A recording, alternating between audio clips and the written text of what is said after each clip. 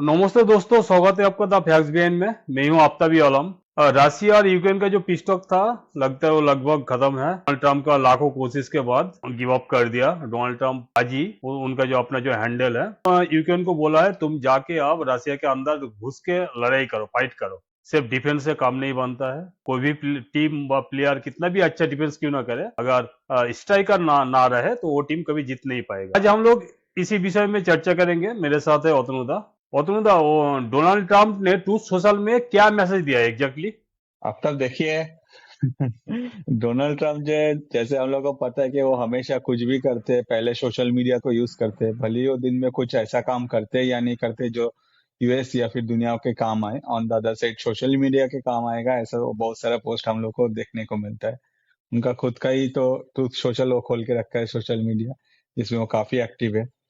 तो हम लोग देखे डोनाल्ड ट्रंप की तरफ से एक पोस्ट आया है, जिसमें डोनाल्ड ट्रंप की तरफ से ये कहा जा रहा है कि यूक्रेन को आगे जाकर डोनाल्ड ट्रंप ऑथोराइज कर रहे हैं कि वो जाके रशिया के साथ रशिया में घुस के मारे। और जो आप स्टेटमेंट जो दे रहे थे कि भाई सिर्फ डिफेंस रखने से नहीं होगा, आपके पास स्ट्राइकर भी रहना चाहिए, आपको ऑफेंसिव भी होना चाहिए, आप जाके अटैक कीजिए, आप लड़िए। तो ये सब देखने के बाद दुनिया एकदम मतलब सोच रहा है कि भाई हम लोग कहाँ आ गए। ये वही डोनाल्ड ट्रंप है जिसको उनके फेवरेट्स जो है वो अपने तरफ से एक एक करके नोबेल पीस प्राइज के लिए नॉमिनेट कर रहे हैं। और जो नोबेल पीस प्राइज के लिए आगे जा रहे हैं या फिर उनका जो मतलब जो ख्वाब है, उस ख्वाब में वो इंसान अपने तरफ से उसके 180 डिग्री ऑपोजिट एक स्टेटमेंट आ रहा है, बोल रहा है कि भाई जाइए यूक्रेन, आप आगे जाके लड़िए रशिया के साथ। पास्ट में जो थे जो बाइडेन, उनके गवर्नमेंट तो फिर भी जेलेंस्की को रोक के रखा था कि भाई ये मत करो वो मत करो, मगर ट्रम्प बोल रहा है कि भाई मैं तो फुल परमिशन दे रहा हूँ, आप जाके लड़िए, आपको जो करना है करिए। अब तो मारपीट से आप लोग समझ मतलब अपने आप में जो भी प्रॉब्लम है उसको रिजॉल्व कीजिए। हम मैंने बहुत ही कोशिश किया है पीस टॉक को लेके, अभी लग रहा है कि ये पीस टॉक पूरा फेल हो गया। ये है मेन मुद्दा। ये स्टेटमेंट के बाद भी लगातार यूएसए से इंडिया के ऊपर अटैक किया जा रहा है। उन लोग का कहना है ये जो लड़ाई जो चल रहा है यूक्रेन के साथ रशिया का, डायरेक्टली इंडिया इसको लड़ा रहा है। इसका मतलब तो किसी को कुछ समझ में नहीं आ रहा है, लेकिन वो लोग जो ब्लेम करना है ब्लेम कर रहा है। तो इसके पीछे लॉजिक क्या है? डायरेक्टली बार बार एक ही क्लेम क्यों किया जा रहा है यूएस की तरफ से? देखिए ये वेस्ट है, वेस्ट का तो फेवरेट ही है ब्लेम गेम। तो उनको पता है कि अगर ये सक्सेसफुल हो जाता पीस टॉक, तब वो बोलते हैं कि भाई हमारे प्रेसिडेंट डोनाल्ड ट्रंप ने किया है, और ये सारा क्रेडिट जो है, क्रेडिट जब लेना होता है तब वेस्ट सबसे आगे है।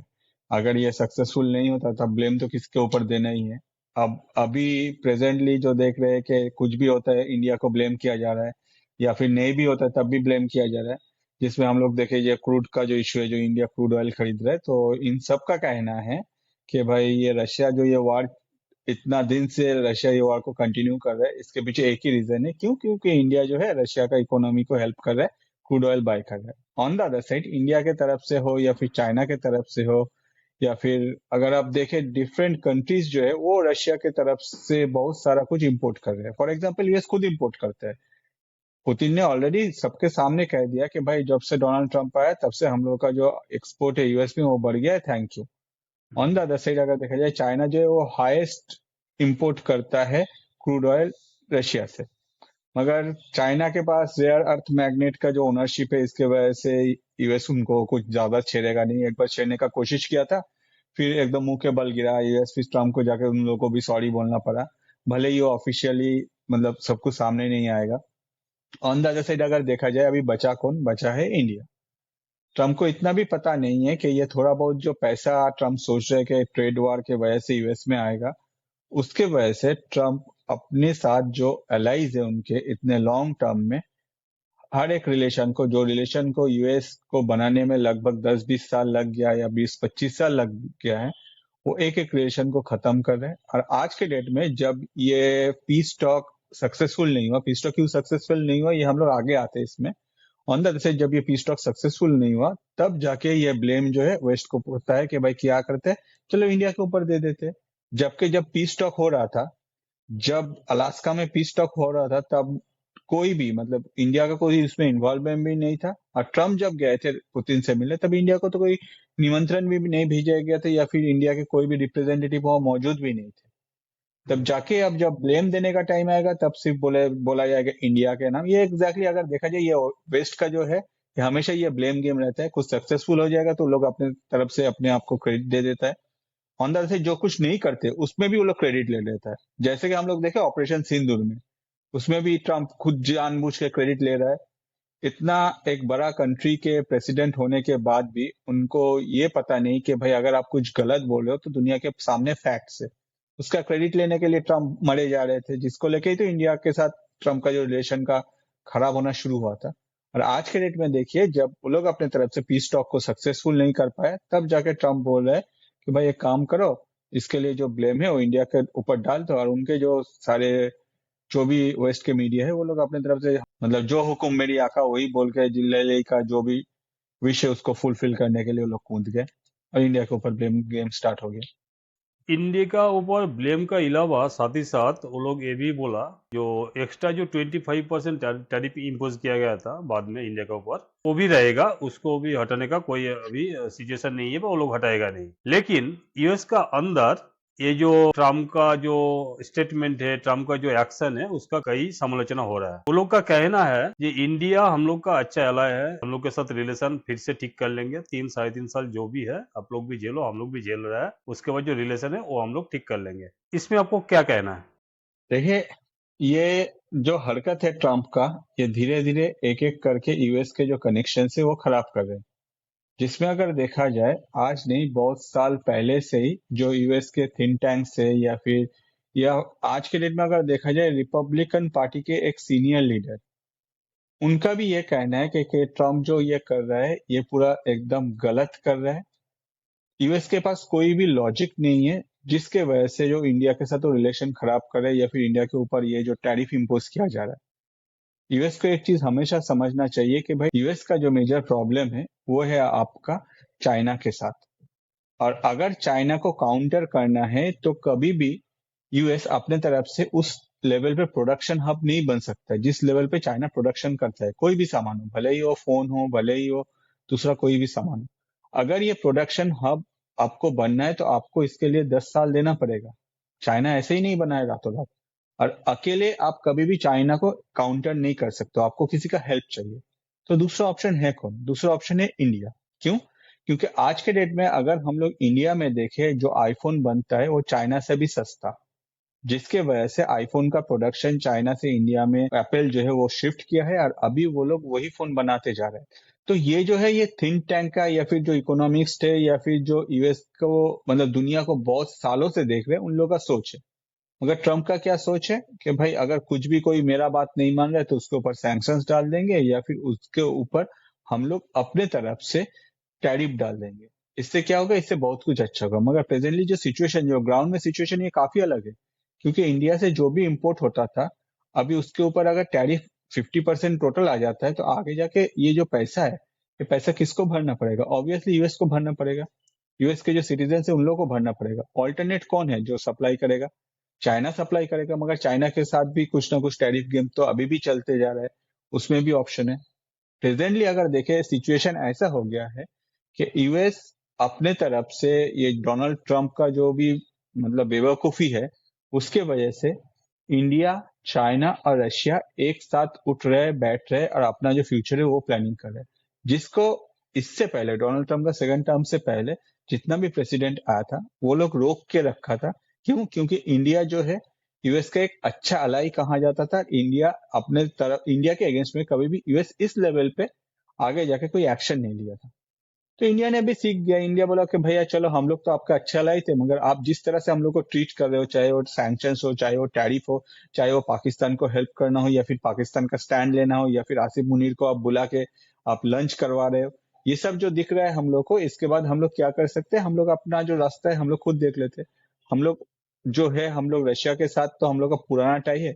चाइना के साथ हम लोग का जो मेजर प्रॉब्लम है वो भाई हम लोग का प्रॉब्लम है बॉर्डर को लेकर। तो उसमें हम लोग चलिए बात शुरू करते, उसमें भी काम शुरू कर देते, चाइना के साथ मिलके काम करते हैं। जिसके वजह से इतना सालों बाद चाइना के जो वांग ही है वो इंडिया आए। और इंडिया आने के बाद वो किससे मिले? अजीत डोभाल के साथ मिले, एक्सटर्नल अफेयर मिनिस्टर जयशंकर साहब के साथ मिले, पीएम मोदी के साथ मिला। साथ ही साथ उस टाइम में हमारे जो एक्सटर्नल जयशंकर साहब, एक्सटर्नल अफेयर मिनिस्टर, वो चले गए रशिया, वो जाकर मिला पुतिन से। पुतिन ने कंफर्म कर दिया कि भाई मैं जो हूँ दिसंबर में इंडिया आने वाला हूँ। इसके अलावा भी आप एक चीज समझिए आफ्ताब, इसके अलावा भी रशिया ने क्या किया कि भाई आपके ऊपर यूएस सैंक्शंस डाल रहे हैं, आप लोगों को हम लोग जो ऑयल है ये 5% डिस्काउंट में दे रहे हैं, जो दुनिया में किसी को नहीं मिल रहा है। तो अगर देखा जाए ग्लोबली, ये तो पूरा एकदम क्लियर एक सिग्नल जा रहा है कि भाई तीनों कंट्री जो है वो इकट्ठा ग्रो होने का कोशिश कर रहे हैं, और उनको अगर रोकना था तो एक ही ऑप्शन था कि भाई उनको आपस में डिवाइड करो, जो अभी तक होते आ रहा था इंडिया चाइना के बीच में, जिसको यूएस हमेशा इंडिया को यूज करना चाहता था चाइना के अगेंस्ट में। आज के डेट में जब डोनाल्ड ट्रंप का ये सारा स्टेप के वजह से इंडिया अपने तरफ से नेक्स्ट लेवल पे जाके चाइना के साथ रिलेशन ग्रो कर रहे, चाइना भी ग्रो कर रहे, तब जाके दुनिया में जो जिसको भी जियोपॉलिटिक्स समझ में आता है वो अपने तरफ से ट्रंप को ब्लेम कर रहा है कि भाई आप ये क्या कर रहे हो। वो लोग अपने तरफ से बोल रहे हैं कि भाई और तो 3.5 साल है, ये रिलेशन खराब करने पे लगे हैं, इनको सिर्फ ईगो है, इनके पास कोई लॉजिक भी नहीं है, कुछ भी कैलकुलेशंस नहीं है, किसके ऊपर जब भी मन चाहे सुबह उठकर कुछ भी टैरिफ डाल देता है। तो हम लोग को इसको झेलना पड़ेगा 3.5 साल, हम लोग भी झेल रहे हैं, हम लोग यूएस के सिटीजन है फिर भी हम लोग झेल रहे हैं, आप लोग भी झेलो, कुछ कर नहीं सकते, बस अब इलेक्शन जीत गए तब तो झेलना पड़ेगा ना। तो वही बात है। वो तो गया ट्रम्प का बात, ब्लेम देने वाला बात, लेकिन ट्रम्प तो अपने से बहुत कोशिश किया, अलास्का में मीटिंग बुलाया, पूरा यूरोपियन यूनियन लोग के साथ मीटिंग किया, जेलेंस्की को कॉल किया, उस अचानक क्या हुआ जो आपका पिस टॉक हुआ नहीं, पीछे एक्चुअल रीजन क्या है, आपको क्या लगता है? देखिए, पुतिन के तरफ से क्लियरली कहा गया था अलास्का में कि भाई मेरे पास इतना सारा पॉइंट है, मैं तभी जेलेंस्की के साथ बैठूंगा जब ये सब कुछ मैं अब टिक लगा तो सारे पॉइंट जो है जेलेंस्की मान लेगा, वरना मेरे पास उतना टाइम नहीं है वेस्ट करने के लिए। आगे अगर यूक्रेन को लेना है, कैसे लेना है वो मुझे पता है, मैं आगे जाके वही करूंगा जो अभी भी पुतिन कर रहा है। ऑन द अदर साइड ये सब सुनने के बाद ट्रम्प जब वापस आया, जेलेंस्की के साथ बात किया, तो जेलेंस्की को तो वही जिद पकड़ के बैठा था कि भाई मुझे नाटो में घुसना है, क्योंकि आगे अगर पुतिन फिर से नेक्स्ट लेवल पे जाता है, जेलेंस्की इस हालत पे 3.5 साल बाद यूक्रेन को इतना बर्बाद होने के बाद वो अभी भी सोच रहा है कि भाई हम लोग का जो कॉन्स्टिट्यूशन है उसमें तो ऐसा कोई चांसेस ही नहीं है कि हम लोग का कोई भी, मतलब कंट्री का पूरा यूक्रेन का कोई पार्ट हम लोग का दूसरा कंट्री को दे पाएंगे, और वो बात मान लेगा आगे जाके पुतिन। तो ये तो सब एकदम बचपना है ना। ऑन द अदर साइड कि जेलेंस्की के साथ जब ट्रम्प का बात हुआ तब ट्रम्प के तरफ से बोला गया कि देखो भाई ये टर्म्स एंड कंडीशन है, आप मान जाओ, और रशिया की तरफ से इतना सारा टर्म्स एंड कंडीशन दिया गया, अगर आप मानोगे तभी पुतिन हमको एंटरटेन करेगा। मगर जेलेंस्की उसमें टाइम ढूंढ रहा है, उसमें वो अभी भी सोच रहा है कि भाई नाटो का जो सिक्योरिटी है वो मुझे मिल जाएगा। तो नाटो का जो सिक्योरिटी है वो जेलेंस्की को मिलने वाला है नहीं।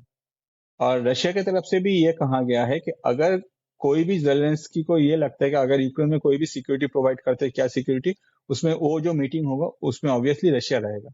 ये सारा जो प्रॉब्लम है, नाटो का सिक्योरिटी जेलेंस्की को चाहिए, अंदर से रशिया इसको अलाउ नहीं कर रहा है। तो इसका सोल्यूशन ढूंढने के लिए इटाली के जो पीएम है जॉर्जिया मेलोनी, उन्होंने अपने तरफ से एक सोल्यूशन ढूंढा। उन्होंने कहा कि जेलेंस्की को कि एक काम कर सकते, नाटो में तो आपको घुसना नहीं है क्योंकि रशिया ये अलाउ नहीं कर रहा है, आप एक काम कीजिए, नाटो के जो कंट्रीज है एक एक करके आप उनके साथ मिल जाइए। क्या है, उनके साथ इंडिविजुअली आप एग्रीमेंट कर लीजिए कि भाई अगर कल कुछ होता है, जो भी उनके पास आजू बाजू में जो भी कंट्री है, पोलैंड या फिर बाकी सब, उनके साथ आप इंडिविजुअली एग्रीमेंट कर लीजिए। कल जाके अगर आपके ऊपर रशिया अटैक करते हैं तो हर नाटो में जो भी कंट्रीज वो लोग आपके लिए स्टैंड लेगा। ऑन द अदर साइड आपको क्या चाहिए, आपको इकोनॉमिक सपोर्ट चाहिए। तो रशिया ने कभी भी नहीं कहा है कि यूक्रेन जो है वो यूरोपियन यूनियन में घुस नहीं सकता। तो अगर आपको इकोनॉमिक सपोर्ट चाहिए तो आप यूरोपियन यूनियन में घुस जाइए, वहां आप इकोनॉमिक सपोर्ट जो वो भी आपको मिल जाएगा। तो नो डाउट ये जॉर्जिया मेलोनी जो है ये बहुत ही एक अच्छा सोल्यूशन ढूंढा है, एक ऑल्टरनेट ऑप्शन। मगर इसमें एक प्रॉब्लम है। प्रॉब्लम क्या है, आज के डेट में ट्रम्प देख रहा है कि भाई अगर इस तरह से वार चलता रहा या जेलेंस्की जीत पकड़ के बैठे रहे, अंदर से ट्रम्प को ये बात पुतिन से मिलने के बाद पता चल गया कि भाई पुतिन क्या है, ट्रम्प क्या है। ट्रम्प अपना जो वो जिल्लेलाई का टैग या फिर सामने हमेशा वो जो टैग देखते हैं कि भाई जिल्लेलाई लिखा हुआ है, हर कोई आकर बोलेगा। पुतिन से मिलने के बाद ट्रम्प को पता चल गया कि भाई ये जो टैग है ये बस मैं ही देख पाता हूँ या फिर मेरा ही सोच है, आगे वाले हर कोई ऐसा नहीं सोचता है। तो उसके बाद क्या हुआ, ट्रम्प को ये पता चल गया कि अभी ये वॉर मैं कंट्रोल नहीं कर सकता हूँ। पीस टॉक होने के बाद भी या फिर जो भी इतना दिन से चल रहा था ये सब होने के बाद भी मैं ये सब कुछ कंट्रोल नहीं कर सकता हूँ। तो ट्रम्प बोला कि भाई बेकार में टाइम वेस्ट करके क्या फायदा है। उल्टा यूक्रेन का जो भी मेजर लोकेशन है जहां से यूएस को प्रॉफिट मिल सकता है, रेयर अर्थ मिनरल मिल सकता है, वो तो अपने तरफ से पुतिन जो है वो कब्जा कर ले रहा है। तो ट्रम्प ने बोल दिया कि भाई मैं हाथ खड़ा कर दे रहा हूँ, अगर आपको लड़ना है तो जाओ, मैं परमिशन दे रहा हूँ, आप लड़ लो, आप समझ लो। On the other side European Union के कुछ लीडर्स है जैसे कि इटली के मेलोनी जो है वो अपने तरफ से कोशिश किया कि भाई ऑल्टरनेट कोई ऑप्शन ढूंढे, फिर सोल्यूशन में। अब यही बात है, आपका विश है कि आपको नोबेल पीस प्राइज चाहिए, मगर आपके पास इतना भी पेशेंस नहीं है कि कोई भी प्रॉब्लम का सोल्यूशन कुछ टाइम से ढूंढे। आपको लग रहा है कि भाई एक बार कोशिश किया, 2 बार कोशिश किया, अगर नहीं हो रहा है तो आगे उल्टा स्टेप ले लेते, बोलता है कि जाओ लड़ो, मैं आपको परमिशन दे दिया हूँ। तो ये टोटल जो है इसके पीछे यही रीजन है। पुतिन का जो जो डिमांड है वो अभी भी यूक्रेन फुलफिल नहीं कर पाएगा, जिसकी वजह से रशिया ने कह दिया कि भैया कोई बात नहीं, अगर आप एग्रीमेंट में हाँ कह देते हो तो बहुत ही अच्छी बात है, अगर आप बोलते हो कि भाई ये सब जितना भी डिमांड है ये आप फुलफिल नहीं कर पाओगे, हम लोग लड़के ले लेंगे। क्या है, हम लोग जिस लेवल पे अटैक कर रहे थे, नेक्स्ट लेवल पे हर रोज जो मतलब इंटेंसिटी है जो अटैक का, वो हम लोग बढ़ा देंगे, और वही हो रहा है आज के डेट में यूक्रेन के ऊपर। तो दोस्तों, डोनाल्ड ट्रंप का ये स्टेटमेंट, थर्सडे का भारी बॉम्बिंग, मिसाइल छोड़ना यूक्रेन का ऊपर रसिया का, आप लोग को क्या लग रहा है, ये सब में क्या यूक्रेन और रसिया का जो वॉर चल रहा है वो खत्म होने वाला है या नहीं? और आप लोग को पता ही है, हम लोग नया सेगमेंट ऐड किया है जिसमें हम एक क्वेश्चन करेंगे, उसका 3 तो आंसर देंगे। जो सही आंसर होगा वो आप लोग को कमेंट में हम लोग को इन्फॉर्म करना है। तो उसी हिसाब से जिसका सही होगा हम लोग का टीम से आपको लाभ रिएक्ट दिया जाएगा। आज का सवाल है, कौन सा ईयर में यूरोपियन यूनियन बना था? पहला ऑप्शन है 1991, नेक्स्ट ऑप्शन है 1992, लास्ट ऑप्शन है 1993। आप लोग का जवाब कमेंट में बताइए, और हम लोग का पॉडकास्ट अगर अच्छा लग रहा है तो लाइक शेयर सब्सक्राइब जरूर कीजिएगा। थैंक यू, जय हिंद। थैंक यू अतुंदा। थैंक यू आफ्ताब, जय हिंद।